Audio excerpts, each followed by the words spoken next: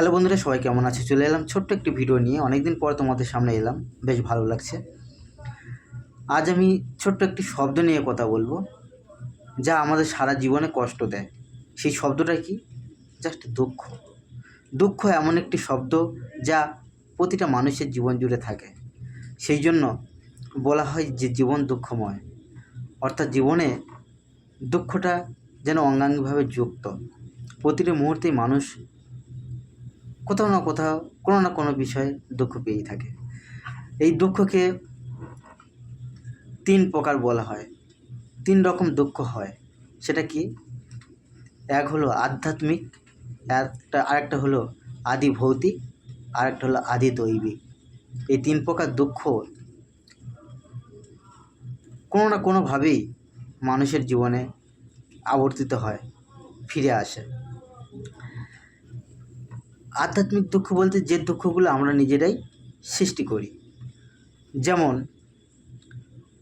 রাত জাগলাম, যথাসময়ে খেলাম না, তার জন্য আমাদের অ্যাসিডিটি হলো, কিংবা কোনো জায়গায় জুয়া খেললাম, মানে জুয়াতে টাকা ধরলাম, হেরে গেলাম, তার জন্য খুব কষ্ট পেলাম, কিংবা মদ খেলাম, বা অন্যান্য জিনিস, যে সমস্ত মাদক দ্রব্য আছে বা নেশা জাতীয় জিনিস যেগুলো আমরা করলাম, সেগুলো আমাদের জীবনে দুঃখ দেয়, যেগুলো আমরা সৃষ্টি করি।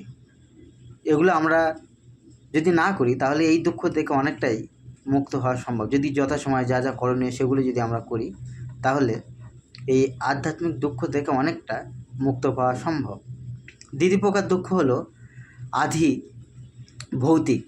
আধি ভৌতিক দুঃখ মানে যে দুঃখগুলো আমাদের নিজের দিক থেকেই নয়, সামাজিক পরিবেশ পরিস্থিতি, অন্য মানুষের থেকে এই প্রকারের দুঃখ পেয়ে থাকি। ধরো কোনো একজন মানুষ, সে আমায় দুঃখ দিল, কিংবা অন্য কোনো সমাজের কোনো একটা পরিস্থিতির চাপে যে দুঃখ আমি পেলাম। এই কিছুদিন আগে একজন মানুষ সুইসাইড করলেন,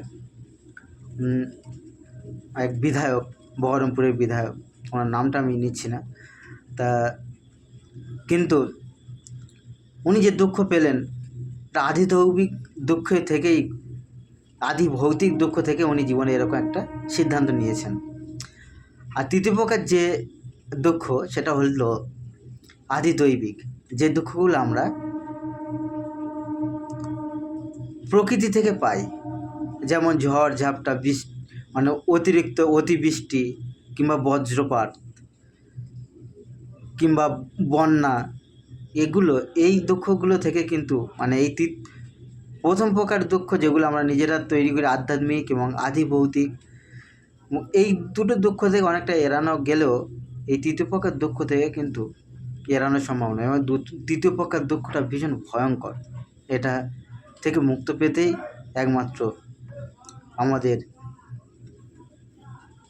জীবনযাপনকে যত সুন্দর করব, যত সৎ মানসিকতা নিয়ে চলতে পারবো, যত কি ভালো কাজের মধ্যে দিয়ে থাকতে পারবো, প্রকৃতির সাথে যত রকমভাবে ভালো ব্যবহার করতে পারবো, যেভাবে করে চলতে পারবো, তাহলে প্রকৃতি আমাদের সেইভাবেই আমাদেরকে ট্রিট করবেন।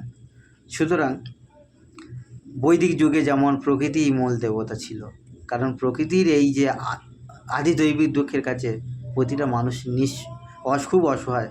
সেই জন্য প্রকৃতির প্রত্যেকটা বিষয়কেই তারা দেবতা হিসেবে মেনেছে। Thank you. আজকের এই জাস্ট দুঃখ নিয়ে কয়েকটি কথা শেয়ার করলাম। ভিডিওটি ভালো লাগলে শেয়ার করে দেবে বন্ধুবান্ধবের মাঝে। আর দেখা হচ্ছে পরের কোনো ভিডিওতে।